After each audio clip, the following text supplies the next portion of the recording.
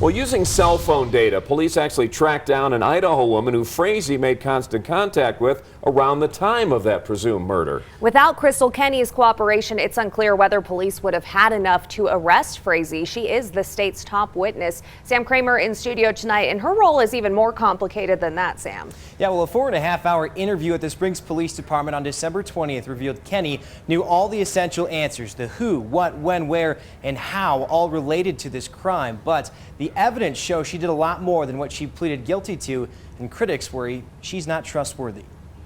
She doesn't run off, and someone knows where she's at. It was a passionate plea from Kelsey Barrett's mother, Cheryl, on December 10th. But she was right. Someone did know Kelsey's fate, and that person was Crystal Kenney. Patrick Frazee contacted Crystal Lee in Idaho on 3 separate occasions, had her come to Colorado to murder Kelsey. Through an interview, police say Kenney provided them everything. How Frazee killed Barrett with a baseball bat, when it happened on Thanksgiving Day, and much more, like the scene of the crime. We wouldn't even know where the murder happened in the apartment, even which room or where it happened at all, without her testimony. However, that same interview revealed she did much more than the single count of evidence tampering she pleaded guilty to. At Frazee's request, she came to Colorado 3 separate times, each time with a different plan to kill Barrett. Crystal tells investigators that she did not comply with any of those.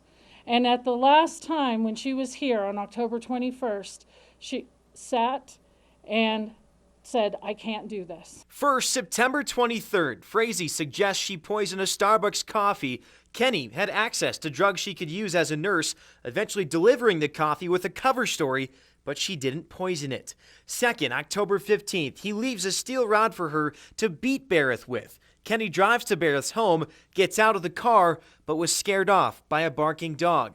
Then 6 days later, she brings a baseball bat from home, parked outside Barrett's home again, but couldn't do it.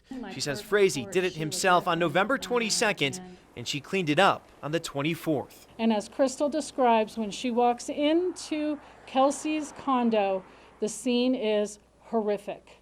There's blood everywhere. In court, Kenney confessed to taking Barrett's cell phone to Idaho as a deception tactic, reaching a plea deal for that crime, but only after she first lied to the FBI twice, first about knowing Frazee and then her relationship with him, making her a perfect target for the defense, even as the state's top witness. They want to tear down her credibility as much as possible. And what better way to do that than say she's more involved in this crime than she's going to say, and that gives her the motivation to fabricate what the defendant, Patrick Frazee, did.